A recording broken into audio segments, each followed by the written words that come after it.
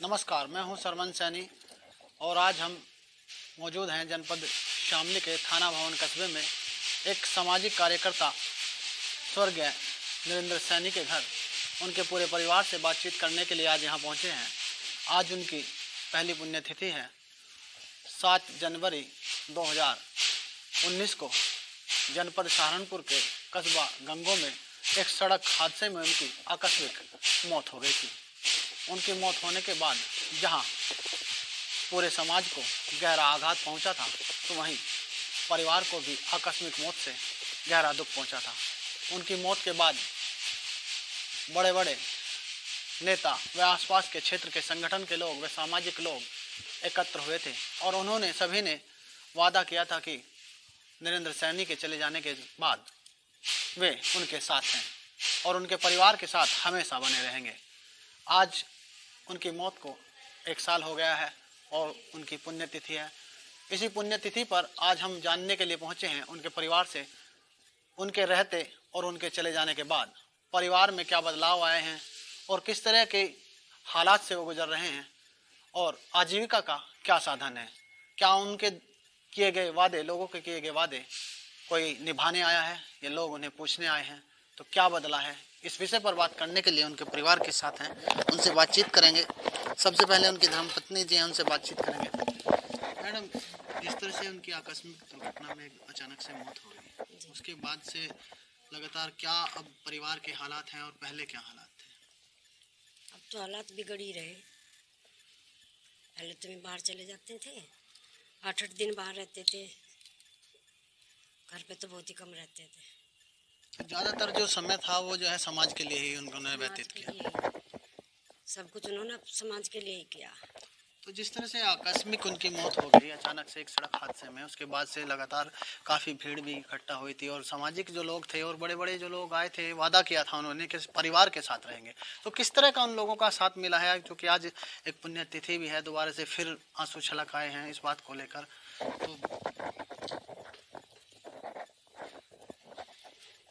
आ रहे हैं कि थोड़े आए थे आज आदमी जहाँ पे।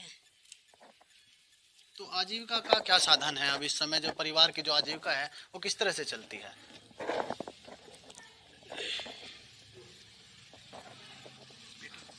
किस तरह से, मतलब जो कमाई का जो साधन है जो परिवार का, वो क्या साधन है अब फिलहाल? मिल में लगवाए थे मंत्री जी ने और 8,000 रुपये आ रहे। तो जो 8,000 रुपये हैं वो आज के समय में काफ़ी कम है, क्योंकि 300 रुपये तो एक मजदूर भी आजकल कमाता है। तो क्या किस तरह से चल पाता है इस तरह का परिवार? क्या होता है 8,000 में एक छुट्टी में 400 रुपये कट जाए, ये बताओ। अभी बच्चे हैं, अभी गुड़िया की है, अविवाहित गुड़िया है, उसका विवाह भी करना है, बेटा है, अभी उसकी नौकरी भी इतना कम है। तो किस तरह से सोचा है, किस तरह से परिवार चलेगा और कौन लोग अभी आया है, कोई आदमी सहायता के लिए कहता हो, या आगे क्या उम्मीद है, किस तरह से आप जीवन को पालन करें? अभी तो कोई नहीं आ रहा, साल भर हो गया है। कोई एक मंत्री जी आए थे एक बार। तो जो और लोगों ने भी, कई लोगों ने वादा किया था, संगठन था जैसे जुड़े रहे, हिंदू संगठन से वो जुड़े रहे, लंबे समय तक हिंदू संगठन के साथ उन्होंने काम किया है और कई तरह के संगठन थे और समाज के संगठन भी लगातार वो काम करते रहे। और चूँकि उनकी कई बार की ऐसी घटनाएं हैं जिनमें उन्होंने समाज के को लेकर आगे बढ़ चढ़ कर जो हिस्सा लिया और उनके लिए काम आए हैं और रात दिन।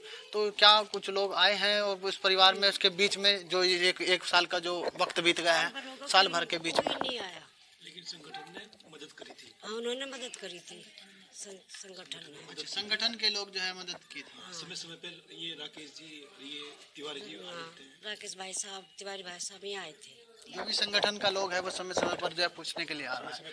लेकिन जैसा आजीविका की बात करें, आज के संसाधन की बात करें, जहाँ एक बड़ी आवश्यकता होती है, मतलब पैसे की, धन की जो कमाई, और वो आपके हिसाब से जो आज अभी प्राइवेट नौकरी करता है बजाज शुगर मिल में, और ये बहुत कम भी है। तो क्या किस तरह से मतलब आगे कुछ सोचा है? बस देखो इसकी और कहीं लग जाए अच्छी नौकरी, सोच रहे इसके बारे में। 15 जी करवा दे, परमानेंट करवा दे। तो अगर बेटे की नौकरी थोड़ा परमानेंट हो जाए तो थोड़ा जो आजीविका का साधन चलने लगेगा।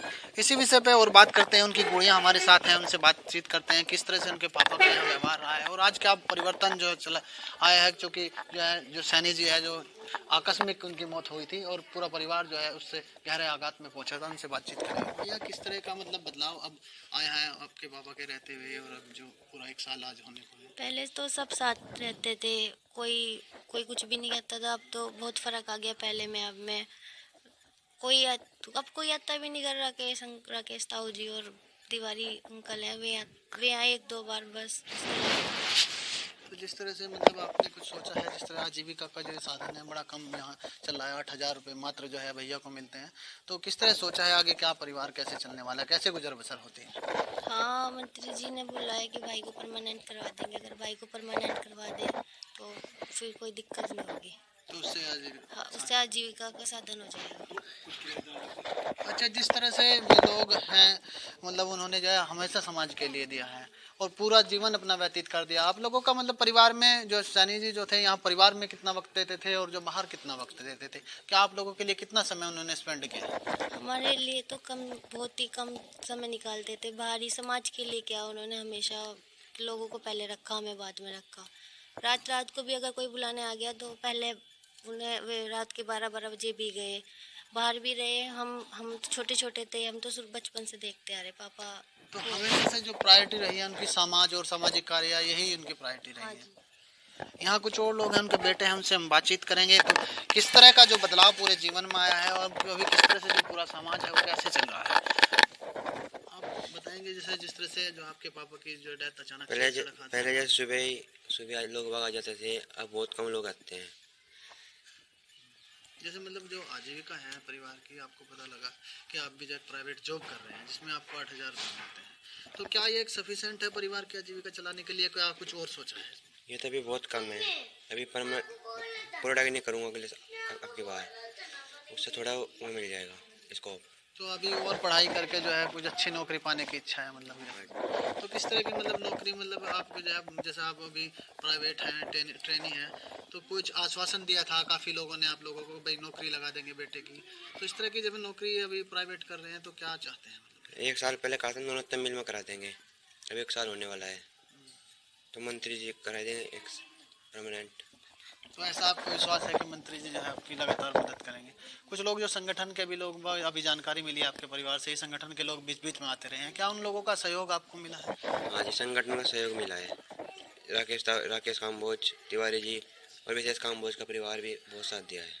अच्छा, जिस तरह से सैनी जी जब परिवार के साथ रहा करते थे, आप काफ़ी छोटे भी रहे उस समय भी और काफ़ी उनका जीवन जो है सामाजिक कामों में बीता है, तो उनकी जो दिनचर्या होती थी आप लोगों के साथ कितना समय करते थे और जो बाहर था वो कितना समय व्यतीत करते थे? बस यहाँ तो रात को आते थे, रात को 2-3 घंटे, फिर सुबह ही 9 बजे चले जाते थे, फिर खाना। हाँ जी, तो ज़्यादातर जो समय था वो समाज के लिए ही उनको स्पेंड करते थे। और उनके भाई हमारे साथ हैं, उनसे हम बातचीत करेंगे। तो किस तरह का उनका एक व्यक्तित्व रहा है और किस तरह से एक परिवार चल रहा है और क्या अभी परिवार की स्थिति है और पहले क्या स्थिति है, उस पर बातचीत करेंगे। सर, जिस तरह से जो है आपके भाई की अचानक से एक सड़क हादसे में मौत हो गई और भारी आघात जो है समाज को भी पहुंचा था और काफ़ी संगठन ने भी उसमें बढ़ चढ़ कर कहा था कि सहायता करेंगे, आज परिवार की क्या स्थिति है और किस तरह से परिवार चल रहा है? 1 साल पहले जो है लोगों की पूरी हमदर्दी थी, लेकिन इस बार जो हम देखते हैं थोड़ा थोड़ा वो बहुत कम हो गया।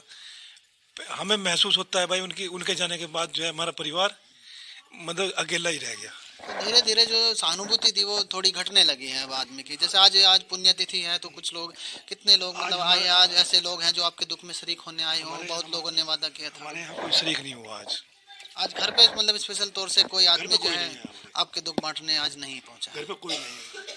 अच्छा, जिस तरह से परिवार की आजीविका है, पहले भी काफ़ी कमी रहा है क्योंकि इतने मध्यम परिवार से जो है सैनी जी आते थे और रात दिन उसके बावजूद भी उन्होंने अपने परिवार के लिए कोई पैसा धन अर्जित नहीं किया और उसके बावजूद अचानक से उनकी मौत हो जाना और परिवार पूरी तरह से एकदम से विघटन हो गया।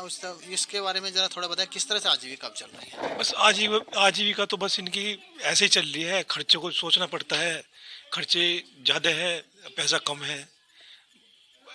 तो बेटे की जैसे अभी प्राइवेट नौकरी है, मात्र 8,000 रुपये मिलते हैं, तो किस तरह से ऐसे में पूर्ति हो जाती है, किस तरह से आजीविका बस चलेगी परिवार? इस बच्चे को फरवरी में 1 साल हो जाएगा। मंत्री जी कह रहे थे भाई इसको 1 साल के बाद हम परमानेंट करवाते हैं, उसके बाद इसकी कुछ सैलरी बढ़ जाएगी।